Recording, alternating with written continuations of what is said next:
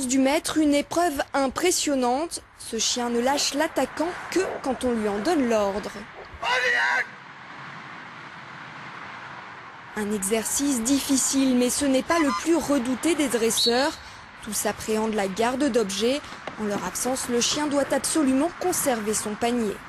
L'homme d'attaque peut être fuyant, menaçant, il y a plusieurs choses, quoi. Et ça, il faut le montrer au chien, il faut lui montrer toutes sortes de choses, qu'il ne soit pas surpris au moment où l'exercice va se faire. Et pour bien préparer son chien, il faut un entraînement intensif, compter en moyenne une dizaine d'heures par semaine. Saut d'obstacles, obéissance, attaque avec le bâton. En 45 minutes, les concurrents se soumettent à une quinzaine d'épreuves. Déjà, quand on regarde les autres, on se dit, non, ils arrivent à faire ça comme ça. Nous, on peine un peu, on est moins souple, eux, ils sont plus souples. Ça dépend, on a chacun une technique. Donc on essaye de prendre des fois des petites habitudes chez les uns pour nous permettre d'avancer. Pendant 2 jours, une trentaine de participants est évaluée.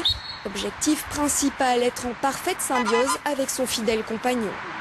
C'est jamais acquis d'avance. Le meilleur chien, le meilleur maître, ils peuvent faire un mauvais concours parce que c'est pas son jour. Et puis voilà quoi. C'est comme un sportif qui un jour il est vraiment en forme et puis la fois d'avant ben, il l'est plus. Donc le chien c'est pareil. Le maître et le chien ils forment toujours une équipe. Ce concours régional se poursuit jusqu'à dimanche.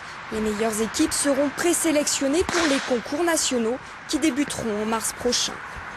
Et puis notre rubrique, on a retrouvé la mémoire, c'était l'époque où Éric Carrière était Bibichon et nous étions allés dans une fonderie de cloches au Belay près d'Orléans. Un reportage de Flavien Texier et d'Isabelle Racine.